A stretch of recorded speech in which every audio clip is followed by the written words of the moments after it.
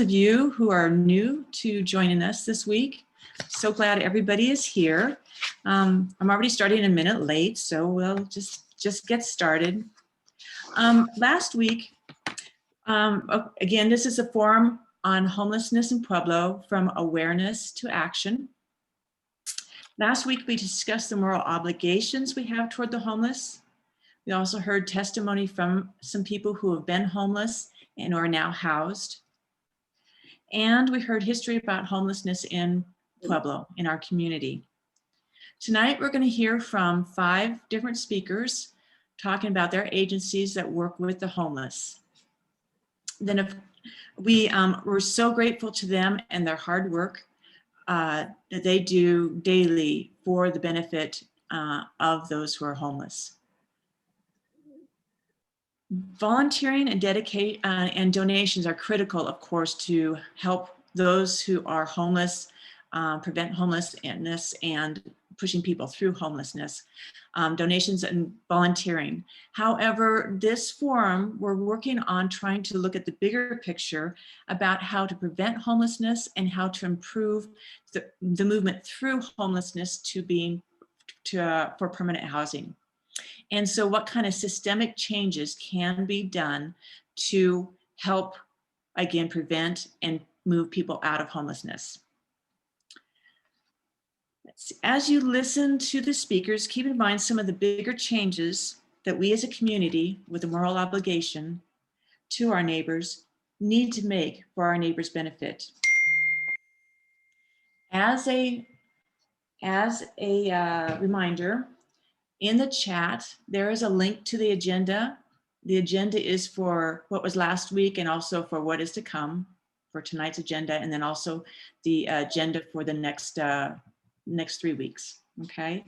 We also have in the chat a link to all the speakers and their agencies and contact information.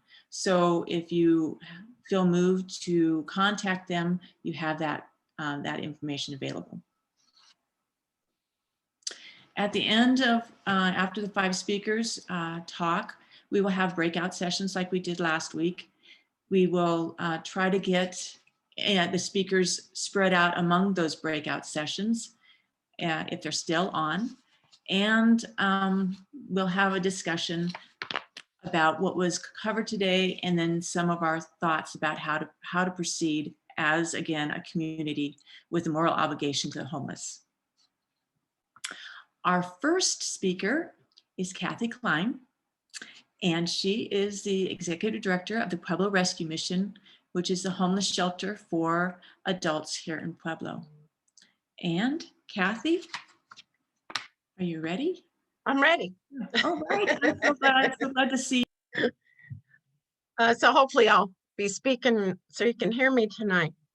What I thought I would do tonight, because last week, I gave some of the history of homeless services in Pueblo, but obviously I'm speaking specifically about the Pueblo Rescue Mission tonight. And so what I wanted to do is briefly tell you a little bit about it, the services that we provide, because I think that there's that's a big gaping misunderstanding in our community of what we have and don't have.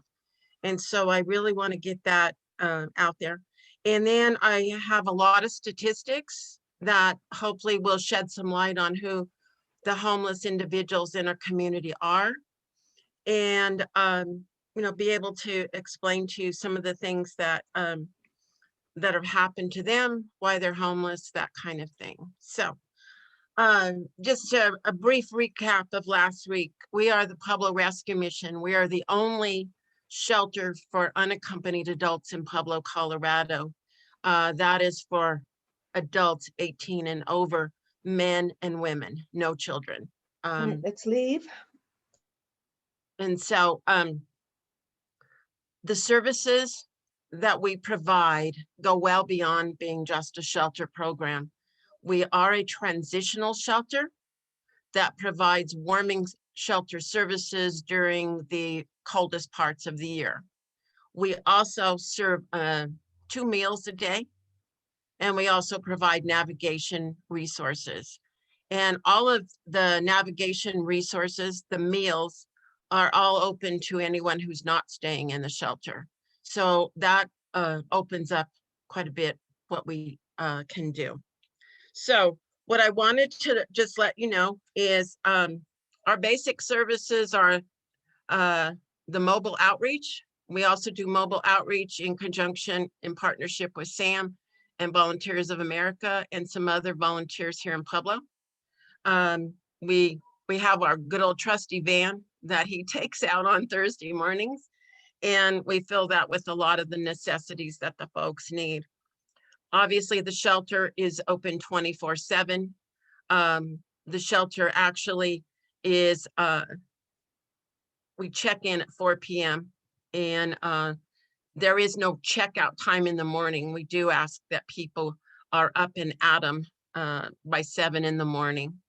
And then the meal programs that we provide are lunch at 12:30 and dinner at 5:30. That's 7 days a week. The Resource Navigation Center, I have a case manager and I have a case manager coordinated entry person that are providing the services through the Navigation Center. So those are our services. I want to tell you about some of the programs that we have at the Rescue Mission. Again, we are a transitional shelter. We are not just a warming shelter. So our services include, we have a dental clinic twice a month. We have the Social Security attorney that comes down from Denver once a month and is helping people with Social Security claims and other types of assistance. We have Friendly Harbor who comes in twice a week and does a DPT class. We have classes on Tuesdays and Thursdays, and those are taught by our case management team, and that's communications and relationships on Tuesday and independent living skills on Thursdays. We do Celebrate Recovery Tuesday and Thursday with several churches in the community. We have what they call the Fifth C on Wednesday. That's a faith-based group. We have Bible studies on Friday. We have Sunday praise, where they're either watching it on a live stream or they're going to a church service. And at 2 p.m. on Sundays, a street ministry comes in, and at 3 o'clock, everybody comes in and serves a meal and does ministry. We also have started an AA class on Saturday nights. So as you can see, we have a number of different types of programs that are accessible to anybody in the community. We also have showers available the last Wednesday of each month. And we have mail delivery available for any homeless person that wants to get their mail at the Rescue Mission. So that's who we are. We also have what we call the Gratitude Project. The Gratitude Project is a community outreach program where volunteers from the shelter program go out. Primarily, we've been working with the City Parks Department and going out and cleaning up camps and park areas that they need help with. We were trying to do it once a week. With COVID and the weather, sometimes it doesn't get done as often. We're working on a homeless outreach employment program. We haven't quite got that up to go. Sandy, I'm still waiting for you, Sandra Spar. We're going to get that going here one of these days. We also have a program, it's called His Eyes See. And His Eyes See is actually a partnership. It is a nonprofit entity, and the doctor that started that program works at Rocky Mountain Eye Center. And so now what we're able to do is have the person who needs eyeglasses seen by that doctor at Rocky Mountain Eye Center, but the glasses do not cost them anything because Medicaid usually isn't going to pay for their glasses. And through His Eyes See, the glasses are free. She does that for them. We work with the rehire program.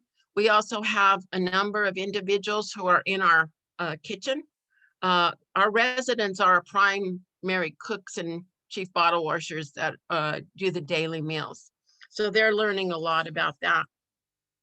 And last but not least, which is something that we really strive for, and haven't had a lot of actually time to get going because of COVID, but it's called Bridges for Change. And this is where I really hope to reach out to the faith community volunteers that might be willing to walk alongside those individuals who are transferring and transitioning into some kind of a independent living situation.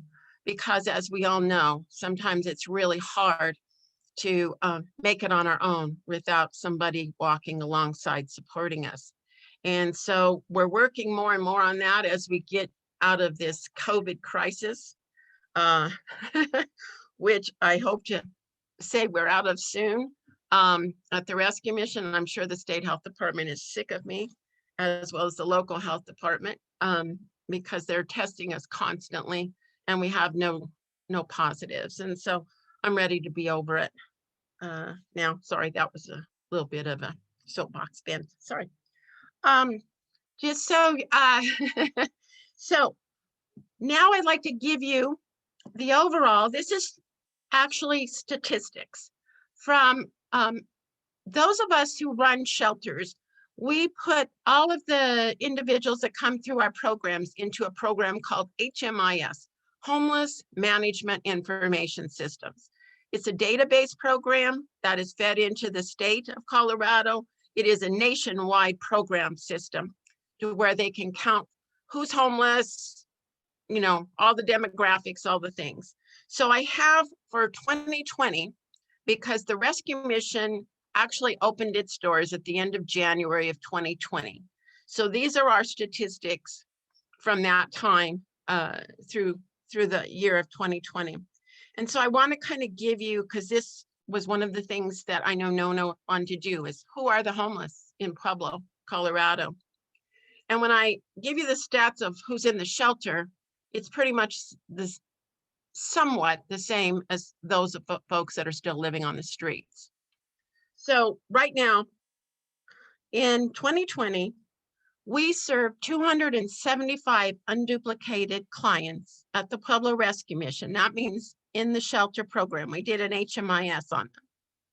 I will tell you that probably there approximately 35 more people stayed at the Rescue Mission 1 to 2 days, and we didn't get an HMIS on them. So we're real close to 300 people for the year. That's unduplicated people. That's about half of the estimated number of homeless in Pueblo.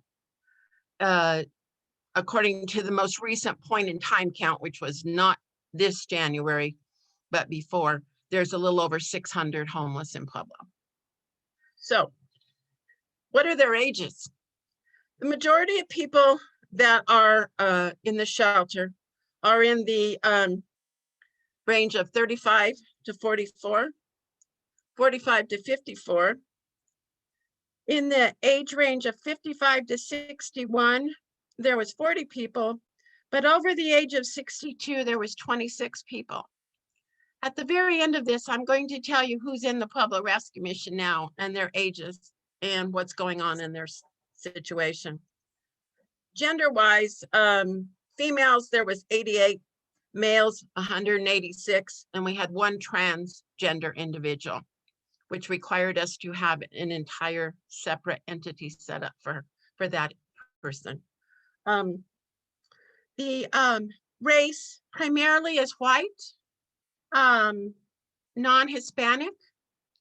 We do have several, we have about 20 people that have claimed to be Native American, and 17 who are Black individuals. What I wanted to talk about primarily is the disabled. The majority of, when we ask the questions on the HMIS, there's a disability question, a chronic health question, there's a mental health question, and there's a substance abuse question. Most people don't have any trouble saying they are disabled. And quite frankly, the majority of the folks, at least 55 to 60% of the people we serve, are receiving some type of Social Security benefit due to disability. Mental health, not as many people are willing to say that they do have a mental health issue. We had 107 out of that 275 that said yes. But where we really get down to denial is with substance abuse, because I can tell you that nobody will really hardly admit that they have a substance abuse problem. And quite frankly, we know better, especially many of the individuals that we have. Many of the older individuals that we serve have severe alcohol issues to the point of being staggering drunk when they come into the shelter at night. But they're not dying on the streets. They're coming in and we're taking care of them. But substance abuse, I would say now alcohol is our primary. I'm not counting marijuana because quite frankly, they almost all smoke marijuana.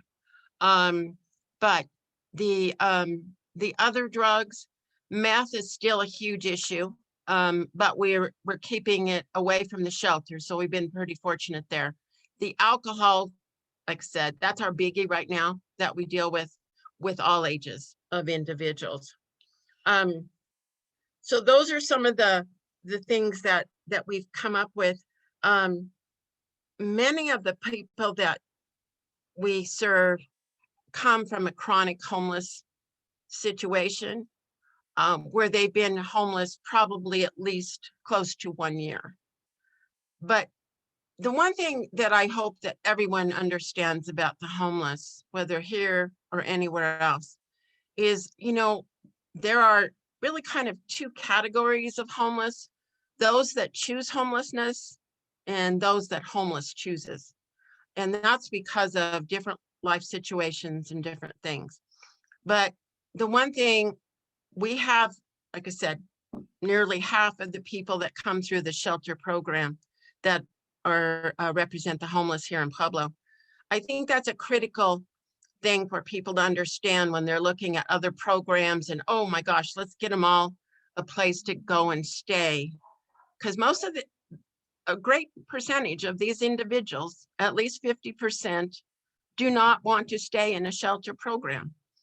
They prefer their outdoor living. They like having a warm place to come when it's frigid cold, as it was a week or so ago. But overall, that is their preference. And Sam and I talk to those folks quite often.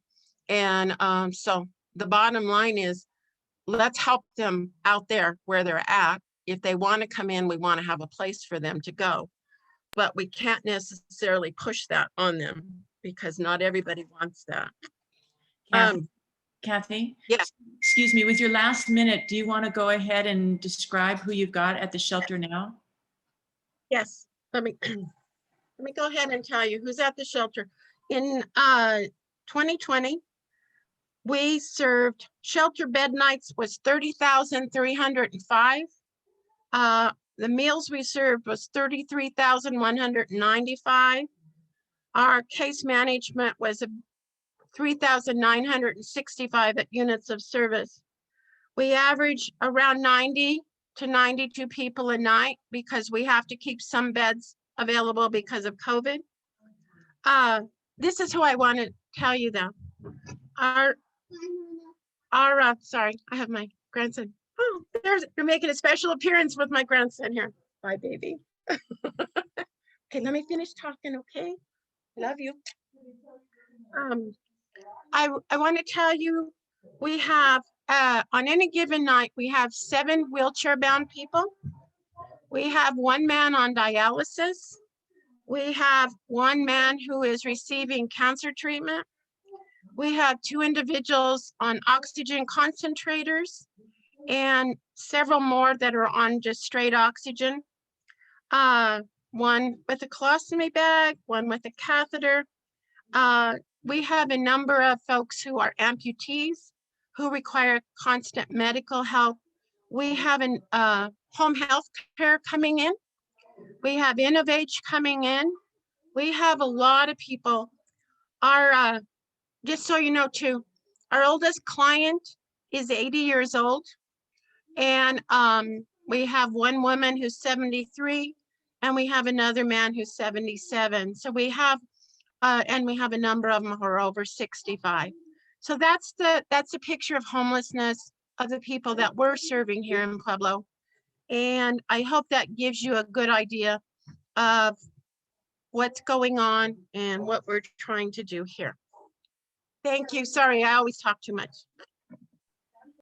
Thank you, Kathy. That was really enlightening and gave us an excellent picture of what you see at the homeless shelter. And thank you also for all that you're doing at the homeless shelter. I know that's a great deal of work with a lot of people dedicating their life to helping the homeless there. The next person we're going to have speak is Sam Chambers. And Sam is he's working with Volunteers of America and works with the homeless out at the camps and primarily vets. And I'll let you take it away, Sam. Thank you so much for being here. Hello, yes, my name is Sam Chambers. I work for a nonprofit here in town called Volunteers of America, and we help homeless veterans. And we help them in one of two ways. The first way, and our kind of our meat and potatoes, so to speak, the thing that I really think our office is great at is called rapid rehousing.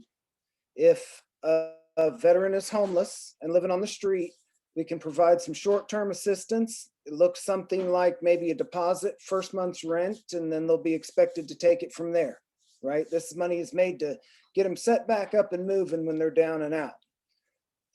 The other way that we help homeless veterans is called homeless prevention. When we think about homeless prevention funds, what we're thinking about is we want you to stay right where you're at, right? We don't want you to move. We don't want you to encounter the trauma of homelessness. And a lot of times that's just someone that's behind in the rent per se. That's kind of the easiest scenario.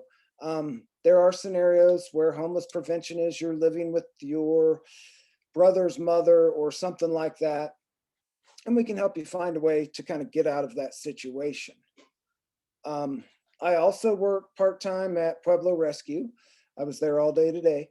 And so I am involved with the street outreach part in this community as well.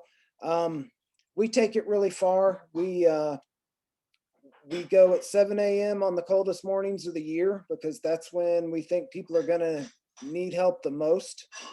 We check under bridges, we check under trains, we check behind dumpsters, all over the city really. And, find that worst case scenario of, maybe somebody's laying there in a wet sleeping bag and it's 6 degrees outside, Those are the kind of things we're looking out for. Somebody's walking down the street. They clearly have on no socks, they have on no gloves, and it's, it's in the 20s, right? So those are the people that we look for and find. And I do that not just in Pueblo, I do that all over Southern Colorado. I go look for homeless veterans doing outreach. I go as far west as Swatch County and all the way to the Colorado-New Mexico border. So that's something that I think that we're good at and that we excel at. And it's, very helpful. It's best to just go out and help them all. Then if there's a veteran out there, we'll take care of that person specifically, right? But we're just going to go out and help as many people as we can help. And then we'll narrow it down if a veteran comes on the scene. Is there any questions? That's about all I got. Sam, can you describe who you see out there and what you're seeing? Age, gender, issues, what took them to homelessness, what's keeping them there, those kinds of things. What do you see on a daily basis? So we've been going every Thursday morning. This past Thursday morning, we saw 7 females, 8 males scattered in a variety of locations in the city. We are mapping those locations. That map will not be for any general consumption or anything like that. That's something that we'll keep our arms around. I could see that people could use that for a system of abuse as well. We're mapping it to, for our own purposes so that we'll know where to go and look again. So it's a mix of male and female. It's anything from people that I feel are well prepared to people that are incredibly desperate. We found 2 females in the northern part of town last Thursday that I would say that was a bad situation. They had blankets, crib blankets, things of that nature, and cardboard. They didn't have any viable gear. Thank God the VFW gave us some sleeping bags. Kathy Cline has bought plenty of sleeping bags, and the Democrat Party of Pueblo bought us some sleeping bags. So we were able to hook those people up. We were able to give them socks, hats, gloves, sleeping bag. And that, it was in pretty heavy snow too. And their shelters were keeping the snow off of them, and that's about all. They were cardboard and pallets and shopping carts that were fashioned into shelters. All along the river, both rivers, as you might imagine, are the majority of where the homeless camps are. And again, it's everything from people, we have a client that's actually in the shelter now, but for a number of years, he lived along the river and he was full on happy. I mean, he was well equipped. He knew what to do. He had stacks of firewood and everything. As he got older and got sick, he had to go inside. But, some of them out there, they've been out there for a while and they're set up just fine, but then there's always the other side where, it's just not a good situation. Can you describe some of those not good situations? Well, until very recently, there was,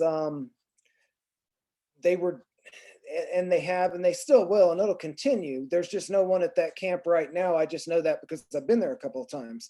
But there's an old slag pile close to Eiler's place on Mesa, and it's a toxic waste dump. But they found that if they took a pickaxe, they could dig a cave into this toxic waste dump and build a pretty dry and comfortable place to be. Now, as they're digging that cave, they're churning that dirt, they're breathing that dust, and they're killing themselves. No one knows what the outcome of that will be. It's unknown, So, we've done a lot of outreach there. That it's just nothing good can come from living in a cave in a toxic waste dump, So that is definitely a place that we're keeping our eye on, going there, at least once, maybe twice a week. And no judgment though. We're just giving them sleeping bags and everything, just like anybody else. The only thing I ever say is, hey, just remember that this isn't somewhere you want to be forever. Maybe you should think about moving on. And that's kind of where we leave it, really. Thank you, Sam. I think, let's see, 50, excuse me. We've got a few more minutes. Do you know of the reasons, to give us an idea of what is causing some of them to be homeless? What stories do you hear that way? Well, it's quite obvious that drugs and alcohol are a huge part of it. What do they tell us their reasons for homelessness? A lot of home repossessions, a lot of evictions, a lot of unexpected deaths and expenses. People that have had spouses die and end up homeless because they can't manage the money anymore. We've seen that scenario. And we see a couple of street, just the transient types. We call them street children, that they want to be homeless here for a while and then they want to go to Seattle. You'll see a few of those, but for the vast majority in Pueblo, our homeless people are our homeless people. I'm sure Kathy has the statistic on that. They're all from Pueblo, or they all claim to have been here for a very long time, or a big majority of them. Do you know those who don't want to remain chronically homeless, what's preventing them from moving out of the homeless situation? Money. Now, I see a lot of times when they try to climb out of that, go from literally homeless to housed, a lot of times they'll start with hotels, right? And then so they'll get a Social Security check. and that they'll spend it on hotels until it's gone, right? And then that leaves them completely depleted the last 3 or 4 days of the month, or last couple of weeks of the month, or whatever, depending on how fast they deplete it. You know, and the reason they're stuck in that cycle, they just keep doing that month after month after month. It's like you could go rent a place that would be a lot cheaper, but to try to find somebody that would accept them as a homeless person with no rental history, or, you know, I mean, maybe they do or don't have the deposit, but they definitely don't have the rental history. And a lot of them have, you know, some criminal in their background as well. So, you know, they're not the first people somebody would rent to begin with. You know, that the housing market is tight enough that they're going to qualify applicants, and they're going to be one of the first people that they're going to say no to, you know. So, you know, lack of housing is, you know, always a huge issue. That was very insightful. I really appreciate it. Is there anything else you'd like to share with us in the last couple moments here? No, I think I've just about covered it all. Mary is going to tell us next about what happens for the longer term. You know, I work for a short-term program, and then if it doesn't work out for us, that's where Mary comes in. That's wonderful. Thank you. Thank you so much for sharing. That was a lot of good insight and helpful information for those of us who don't know what's going on. Really appreciate that. As Sam said, the next person we're going to have speak is Mary Hobbs. Good evening, Mary. It's good to see you. And Mary works with the VA program for the homeless here in Pueblo. She's been working with that program for quite a number of years. And she's going to tell us a little bit about that program, but also who she sees are the homeless, describe the homeless to us and who she sees. So take it away, Mary. Thank you. Thank you. I am the supervisor of the homeless programs at the Pueblo Clinic, and I will talk about a little bit about that, but I thought I would just share some more information about how Pueblo was able to get vouchers to end homelessness, which we obviously hasn't. And that started with President Obama in 2009, and he awarded us 35 vouchers in fiscal year 2019. Staff were hired, and we have grown over the last 10 years to approximately 170 vouchers at this time. The question is why there are homeless veterans. And there was a large scale conducted in 2012, which found half the discharged veterans were diagnosed with a disability, either mental health, substance abuse, or they were duly diagnosed before discharge. The predictor of homelessness is it's after 3 years of discharge, so it can happen very high. Female veterans are more likely to be homeless than men, and 4 times compared to non-female veterans. The percentage of homeless veterans out there are 53% with disabilities compared to 41% non-veterans. What contributes to veteran homelessness? Half suffer from some type of mental illness, 2/3 have a substance abuse. Homeless veterans will remain on the street for approximately 6 years compared to the average of 4 years with non-homeless individuals. 45% of veterans who served in Iraq and Afghanistan are seeking some type of disability. So that's a very important statistic to remember as the years come by. And the reason why is they did many tours in combat, and the service weight for compensation to be awarded is about 8 months. In the VA, disability awards range from 10% to 100% in compensation. And what contributes to homelessness mainly is rent burden and paying more than 50% of their monthly income, and the lack of support and social isolation. Most prefer to live alone, which we can, what I'm going to tell you is think about PTSD, depression, and substance abuse. And the keys for treatment are housing, which would go to Maslow's hierarchy, medical and mental health, employment, and social contact. In Pueblo County, we have a lot of veterans that come here from, you're like, why did you come to Pueblo? And a lot of them will tell us, well, I served at Fort Carson and I liked the area. And they also came here because of their perception of low rent. It's a smaller town, recreational marijuana, and then they have access to VA healthcare and Medicaid, which is really dental. And then in Pueblo, we've held a homeless stand down for the last 21 years. And I would like to thank the First Presbyterian Church for being our host. This year, in 2020, we only had about 30 veterans, and it was really due to COVID. Previous, we've had 60 more veterans who have been with who we've seen walk through our stand down. And if you're not aware of the wording of a stand down, it was when troops were brought in from the field due to battle fatigue. They were given a place to rest for the night and 3 meals and clean clothes and a shower. The point in time, which I know has been talked about, provides the number of homeless who are currently in Pueblo, which dictates the percentage of the funds we provide, which are provided by the federal government. So when we talk about the point in time, it's a very important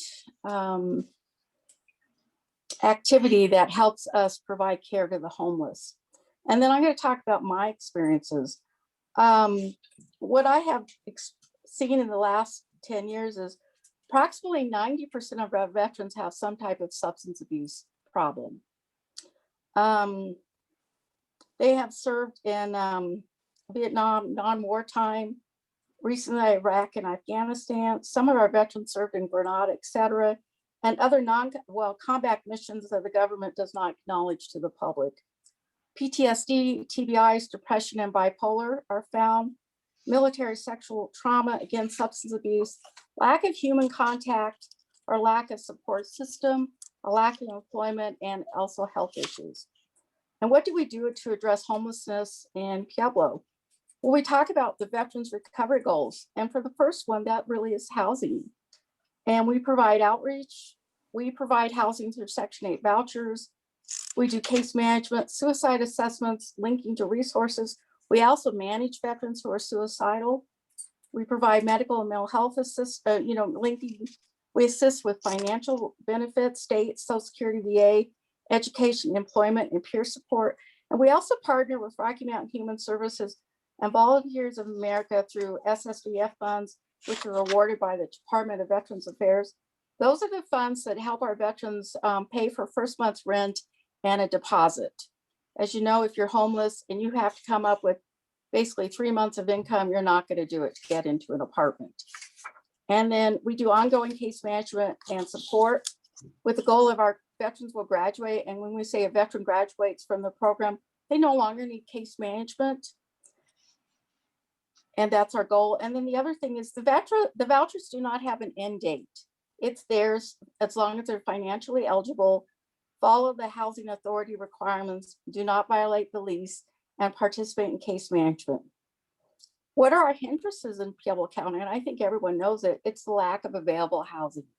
Even though I have 170 vouchers, it is extremely difficult to get those vouchers filled. It takes us average of 3 to 4 months to get a veteran housed because the lack of availability, and a lot of landlords won't take Section 8 anymore. They don't have to. Frankly, marijuana has changed how that works. And plus, a lot of landlords are selling their rental apartment because they can, and they know that they can get people who buy those units can get more rent. So they price us out. And then I just want to talk about the culture of homelessness, which really adds to the difficulty of keeping a lot of veterans housed. It's because of the buddy system that they develop out in the homeless world. There's safety with numbers when you're homeless. For some, it's a lifestyle choice, and it becomes their community. And then just to let you know about my staff that I have right now, I have 4 social workers that work in the HUD-VASH program. They're all advanced practice social workers. We do a program called Healthcare for Veterans, and we basically do outreach. I'm doing that right now. We have a community employment specialist whose master's prepared, and she works with veterans who want to work. We have a peer support specialist, and the VA, that's someone who's lived experience, who's in recovery, and they have to be a veteran. No one else can apply for that job. And we have recently been given a housing search specialist who is going to help us find apartments, keep apartments, and work with the veteran until they are housed. So I'm really excited about that. We're able to, I think the success of our program is we are able to help the veteran with that search, whereas non-veterans, they have to go do that on their own. We have contacts with landlords in the community, and we tell the landlord as a caveat or a carrot is we provide ongoing case management. We are not going to abandon that person. We're going to be with them through all of it, and we're available to you as well as the veteran. And initially, we make weekly home visits. We help with problem solving, navigating the system, trying to work on some recovery goals. Those are the things we provide. And we follow them for 6 months, and then it gradually goes down to a visit every 3 months until they're ready to graduate. So that's really why we're the majority of our veterans who remain housed. I have several veterans I have worked with over the last 10 years. They are still housed. They've been very successful. They have purpose in their life. They have adequate income. It's not enough, but it is adequate to meet their needs. Some are employed, some age out of, well, I laugh and say they won the lotto because they got their 100% service connection and their Social Security and their over income for our program. We hopefully have given them the skills so they can be successful and have a quality to their life. And that's what we do. Do I have any questions? I have a couple questions. Yes, Mary, thank you so much for all that information. What is the reason for the veteran population to have longer homelessness than the other homeless group? You said 6 years versus 4 years. Mm-hmm. I think a lot of it is their experiences in the service, what they're exposed to. You know, serving 10 terms on tours in Iraq and Afghanistan is just beyond our imagination. The trauma they're exposed to. And for a lot of them, that trauma dictates into them losing relationships with their families. So they don't have that support system anymore. Personally, I had a veteran who served in Vietnam, was a combat vet. And I praise his wife for staying with him all these years, because I think if he hadn't have had that wife, he would have been one of those homeless veterans out there. So how many, you say you have like 170 vouchers Available, yes. available. How many are you able to use? I mean, are there 170 people who need them and can't get them used? And those are No, vouchers we for have housing. 70 vouchers leased. We're currently working on about 20 to get them housed. Okay. And that's where we're at. Like I said, unfortunately, it takes us 2 to 3 months to get them housed. When I first started this program, from start to finish, which means an intake, getting one with the housing authority, getting the orientation done, the voucher provided, the housing, they do a safety inspection, and finding them an apartment and getting them to leasing was 20 days. Mm-hmm. And 10 years ago, now it's 2, 3, 4 months, depending on the circumstances. What's made it more difficult is, and I think Sam would speak to this, a lot of our veterans have dogs. You know, I'm a dog lover. I appreciate that. But landlords, they don't always have to accept animals. That makes it more difficult, and the breed makes it more difficult too. Okay. So that's what adds to finding apartments. Finding an apartment for no one that has no income, that includes all utilities, is almost impossible. And many of our veterans come with no income. Okay. Yeah. Again, thank you so much for that work. Let's see. So do you have, how many veterans are you working with right now at any one time are you working with to get housed? Right now, my staff is working on about 17 right now. 17, is that a typical caseload for you? A typical caseload for a social worker is between 30 and 35 Mhm. Okay, in all stages of the program. okay.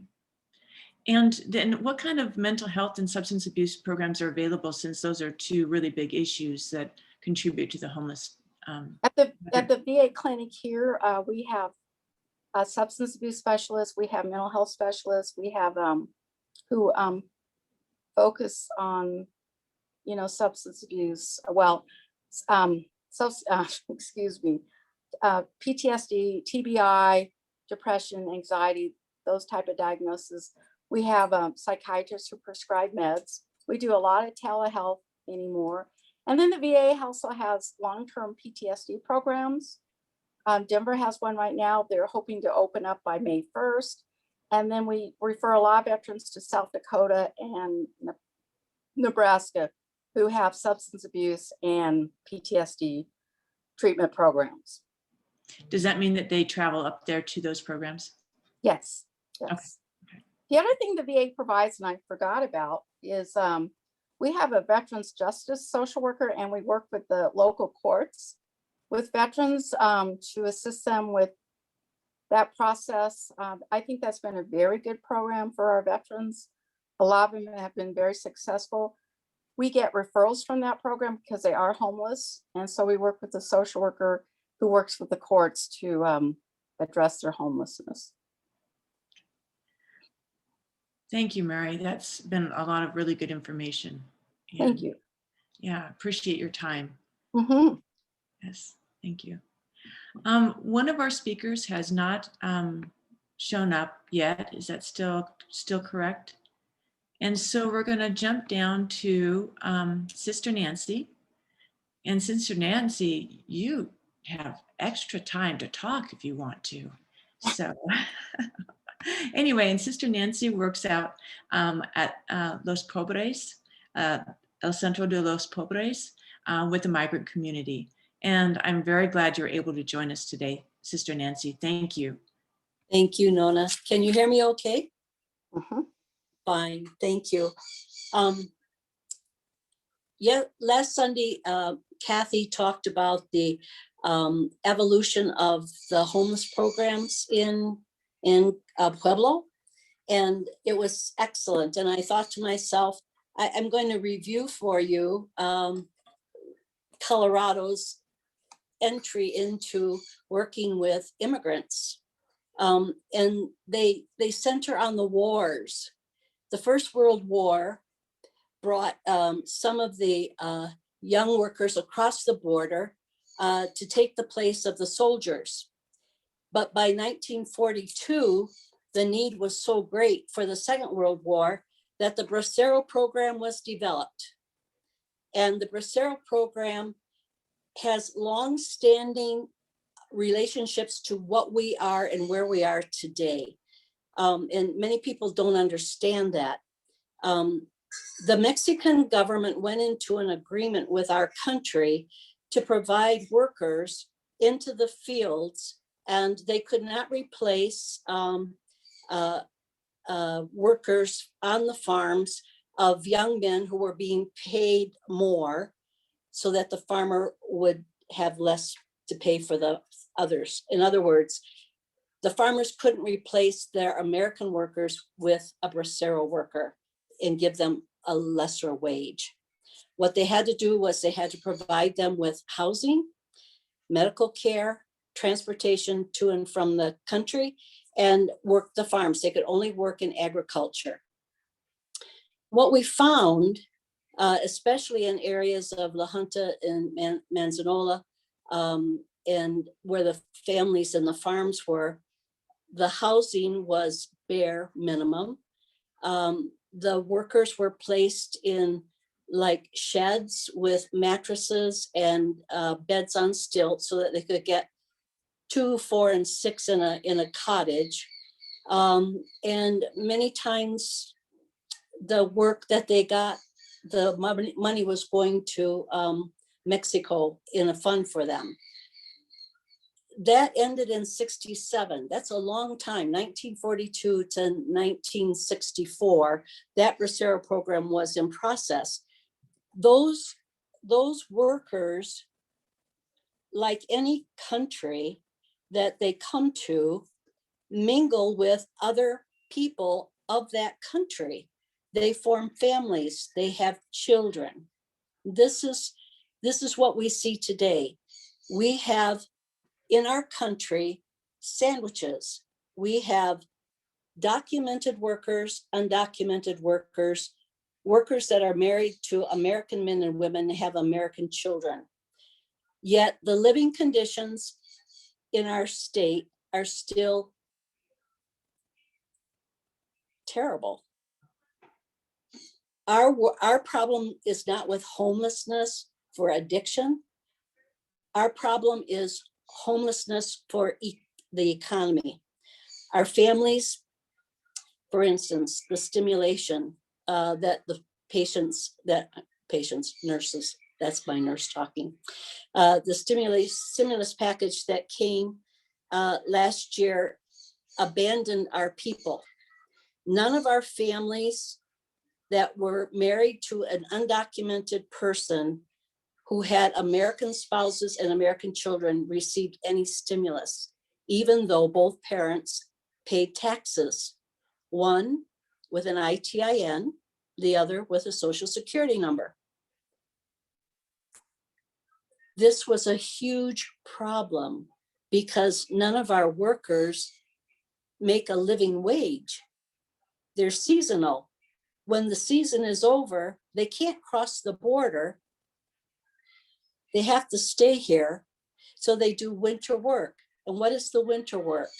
Roofing, snow removal, gardening, housekeeping, things like that. Always, always, always struggling.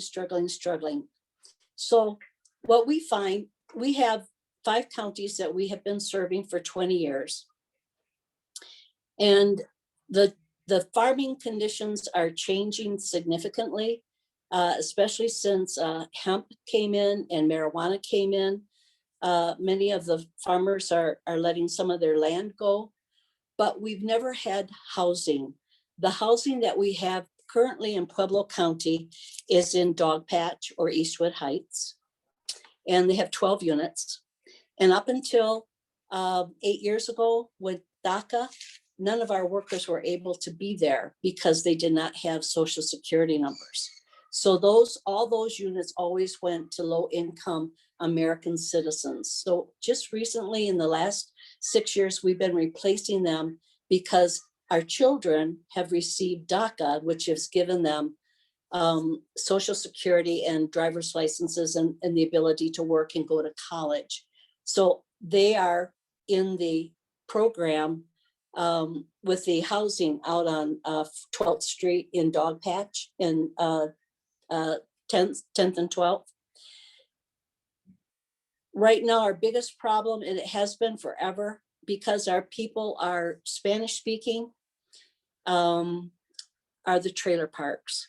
Our families, sadly to say, we have trailer parks in our county. They're not regulated in any way, shape, or form. They do not come under any city or county regulations. They can do what they want in a trailer park. And we've had terrible problems with them because in Mexico, some of the people that have helped us with legal problems from Gail Radacevich's program call it the Pueblo legal system. It's when one family will sell a trailer to another, and then to a second, then to a third, and never, ever, ever own the title. They never own the title. And if the taxes aren't paid for 3 years, someone can come and pay the taxes and then evict the person who thinks they own the trailer. This is a terrible problem here in Pueblo. We have 2 trailer parks that are notorious for this little game that they play. They hold the title to the trailers and they sell them and evict them and sell them and evict them and sell them and evict them. And just last week, we had a man who repaired a trailer, built a patio, paying for it, paying for everything, thinking he's buying the trailer. And he's served with an eviction notice, unbeknownst to anything, because somebody paid taxes and he never received the bills for the taxes. this is a game that they play, and it's terrible. Two trailer parks in particular are notorious for doing that. So because our families got no stimulus, they have absolutely no back. They don't have savings accounts. They don't have stocks and bonds. They don't have these things. And it's just very, very difficult to keep them in the homes that they are renting. When the stimulus happened, some of the landlords felt that these people that they were renting to were going to get stimulus, and they raised the rents. We have two families that went from $800 a month to $1,000 a month the first week that the stimulus came out. And of course, they had absolutely no stimulus or background to pay. So we have an economic problem with our families. We also have the language problem. There are programs that have come into the city for COVID, and they say our families can apply for them, and they can get some assistance with rent or with mortgages or with whatever the programs that we're getting notices of. And when we ask for the application, we get a 12-page application, always in English, which is so difficult to handle for the families. It's like the county or the state feels that if you're poor, it's because you've done something to cause it, and they don't want to give you any money that they can't account for. And so they make you jump all these hoops. And it's really devastating to our work. Our families who have American children, those children usually have Medicaid and food stamps. That's a state program. I don't understand why some of these programs that are here to help people can't accept that as a documentation for why they should get some help with rent and utilities. But it just doesn't work that way for our families. And it gets very discouraging. When I first started in Avondale, we were seeing patients living in sheds, living in barns, living in tough sheds, and the housing in tents. We had tents set up on Charlie Murillo's farm for a while for some of the workers. And it's like, because they come and because they are non-citizens and they're working in agriculture, they are invisible, and they are not afforded the proper dignity that you would expect anyone would have as a human being. And I used to think that this was something specific, but it isn't. It is something that has permeated our country since the people have crossed the border to work in our fields and to do all the low income jobs. These are working people who are working 2 and 3 jobs when they can get it, just to pay rent. If they pay rent and they have a car that has a motor problem or tire problems or transmission problems, they are out the rent and they are out their food. There's something that is very discouraging in seeing this continuation from the wars. Nothing has changed. Nothing has really changed with housing or with acceptance of these families who are living a very difficult life and trying to make it. And they provide so much. They pay taxes, they pay taxes, they pay taxes. It's just a difficult situation for us. We registered 1,000 families when we first started. And with the changes in the farms and with the changes in the agriculture that is going on around us and the changes with water rights and all the things that you see, We currently are with 600 families that come to us primarily from Pueblo, Fremont County, Otero County, Los Animas. We get a number of families that come to us from Colorado Springs and some from other states because they know that we can help them with medical care and with immigration issues. But it's so discouraging after all these years to see that things that I read that were written in the 40s have not changed. Life for our families has not changed. And there's still an invisible part of our community. The only places where you go into stores where you see things in Spanish and English are Walmart, Lowe's, Home Depot. None of our things that come out from the county are in Spanish or English or Japanese or Russian, and we are a melting pot. Our city is a melting pot because of the mines and the old CF&I that brought all these different cultures to our community. We are primarily a white community and a struggling white community, but our families do not have the same privileges. I tried to call with Latanya, who I'm hoping you're going to have talk at some point in time. Latanya, can you help us? I have a mother with 2 kids. They're in a hotel. They can't get out. We looked for housing. We called every apartment complex. We spent all day Thursday calling apartment complexes in the city. There are no places for our families who are in their cars to stay. And so they have to go to the hotels, and the hotels that they stay in are not the best. It's a cover for them, but it's just very, very difficult. There is no housing here. Most of our families, they want to have their children become citizens. They want to become citizens. Everything has changed so much in the 20 years since 9/11, and the changes that put them underground again and took away many of the privileges that they had. It's just been very difficult. So we don't see the homelessness as related to addictions. We see the homelessness related to economic problems. And our children are beautiful. The parents are hardworking. They are kind and loving.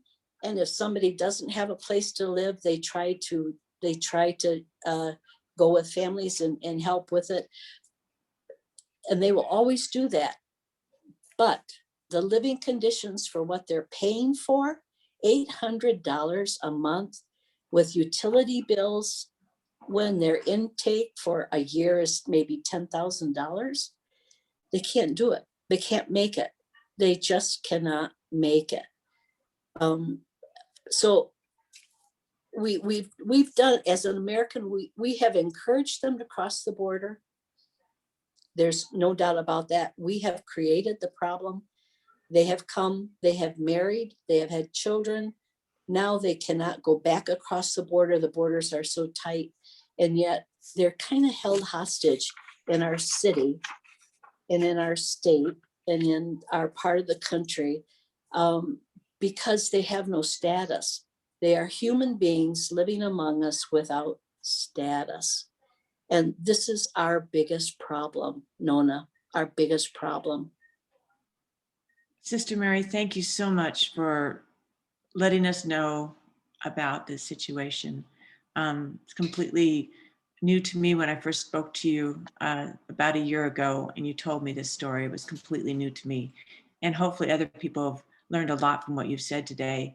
It's very sad. And when you think that going to the grocery store and you're looking for that deal is at the expense of somebody making $10,000 a year, that's not taking care of our neighbor. It isn't. And Yeah. and our families are good. I mean, our families come from Mexico and Central and South America. We've had families from Peru. We have had physicians that have come from Peru and Central America that, of course, cannot practice in our country, working as orderlies and aides, dentists that have done the same, engineers that have come, fleeing Guatemala and Venezuela. We had a man that had been stabbed at a protest in Venezuela. He escaped to the United States and made his way into Colorado seeking medical help. He left his wife and his daughter behind, and he was an engineer. And the reason I know that because he had to buy a computer. He was working as a dishwasher, and of course he was and he had to leave his computer behind because he had to flee our country rather quickly. One night he came to me and said, "Sister, I think my wife and daughter are going to be able to come across the border, and I want to be in Boston to meet them, but I need a plane ticket, and I don't have the money. Will you buy my computer from me?" And I thought, buy a computer, huh? So I said, "Oh, don't worry. Let me get you the money for the plane ticket." So he went out to the car and he brought me this beautiful computer, all in Spanish, everything else.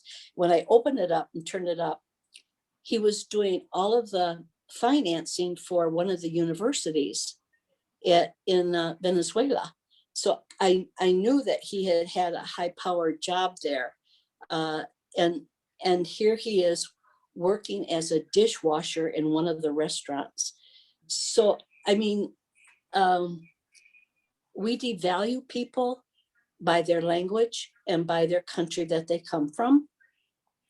We devalue them because their food is different, they look different, and they have different cultural mores that we don't have.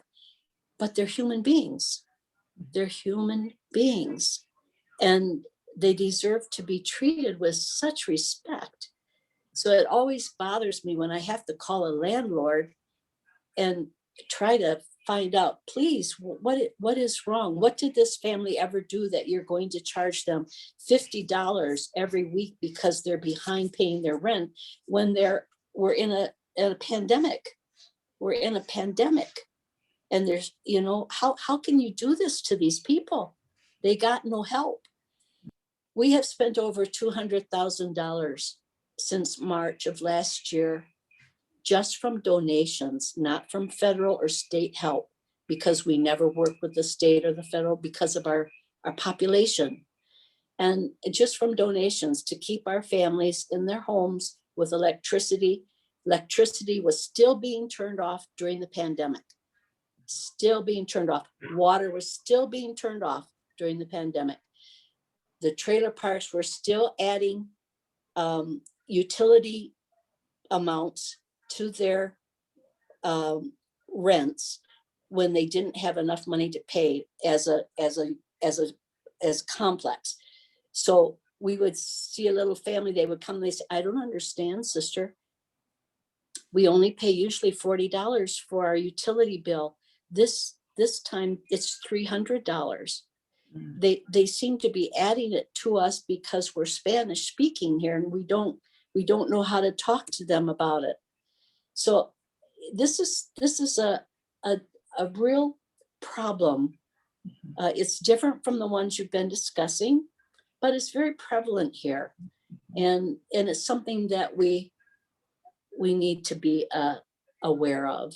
Oh, thank you, Sister Nancy. That is just very enlightening what you shared with us tonight, and leaves a lot of things to think about. Unfortunately, we have to keep moving along. Yes. And but I really appreciate you joining us tonight and sharing with us what's going on there with the migrant immigrant population. So Thank you. we're going to do some small group breakout sessions now. And I didn't get a chance to post the question, so if somebody, Megan or somebody, can post the question in the chat. Let's see what, and the speakers that are still here, will try to get you sent out into the different groups, get you guys spread out in amongst the groups. We won't be able to have a speaker in each group. One of the things we'd like to discuss, and in the small group chats, we don't have a great deal of time, maybe 15 minutes like last time. But you know, what touched you about what was shared today? What surprised you? What makes you think? Does anything make you think differently? And also, you know, we want everybody housed, and it's our moral obligation to get everybody housed as a community. And so there's a problem though with getting everybody housed, and that problem is, yeah, I want everybody housed, but not in my neighborhood. Okay, and that's happening right now in Pueblo. So if you could address that issue too in your small groups. What do we do about the not in my neighborhood issue? Anyway, afterwards, we'll just come back for a wrap up, and we'll have Megan talk about some of the systemic issues and things that are being done to make systemic change. And let's see. And I think that's all. Anything else I should be saying that you can think of? Okay. All righty. So we'll do our breakout groups. If all goes well, we'll be seeing you all in about 15 minutes.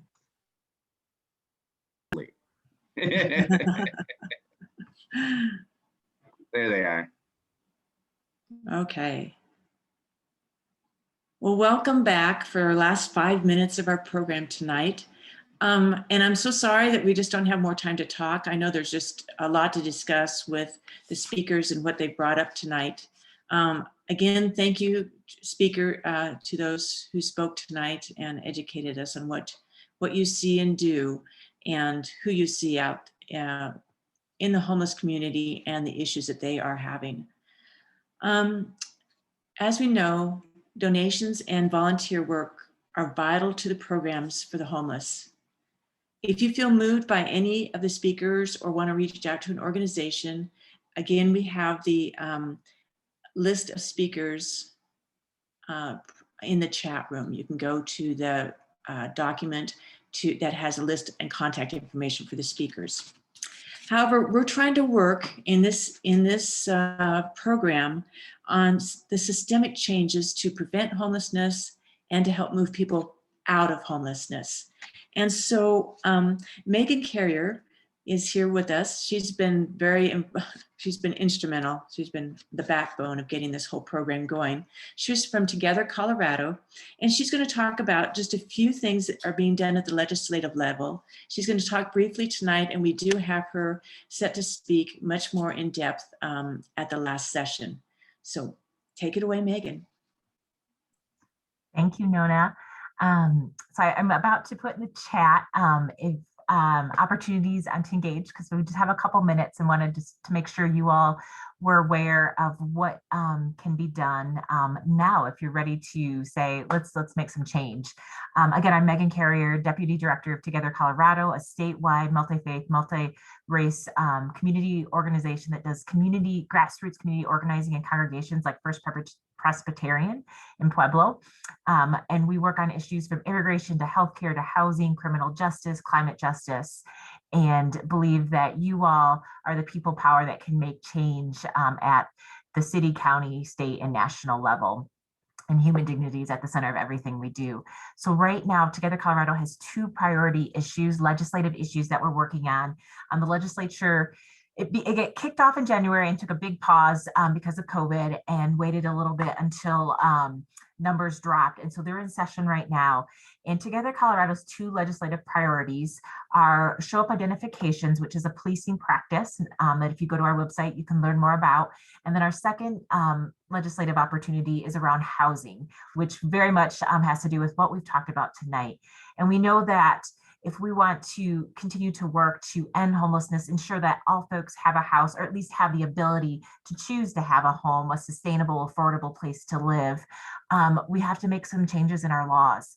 And so 2 bills that we're really excited about. One has already been introduced. It's called Inclusionary Zoning. And what it would do is, if passed, would allow local municipalities to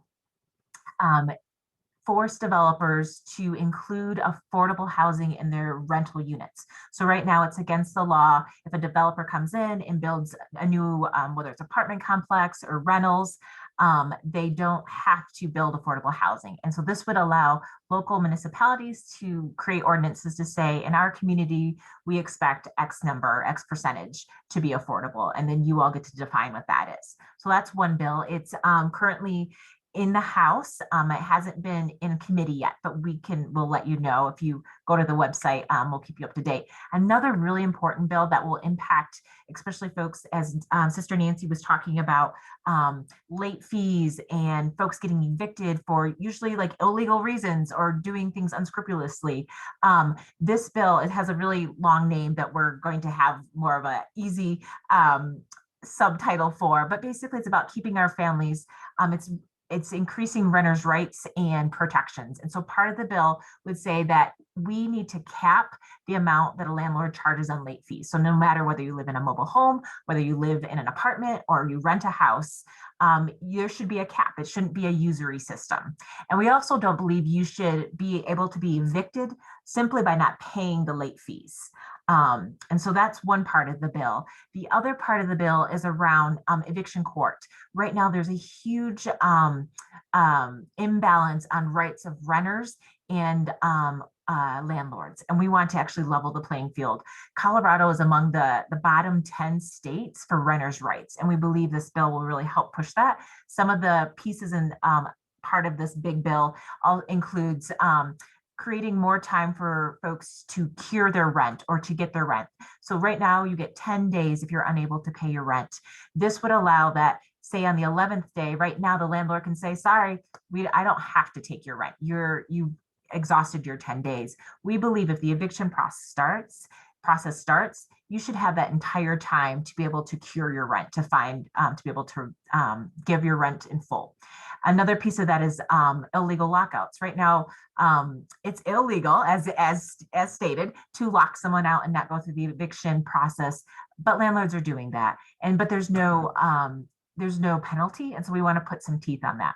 So there's many pieces to the bill, but it's a really exciting time. It's going to be introduced next week, and there's ways for you to engage, whether it's calling your legislator, emailing your legislator. If you're into tweeting, we'll have many opportunities and messaging to make it really easy. And the link in the chat will take you to a place where you can get more information, as well as you can reach out to either Nona or I. So thank you.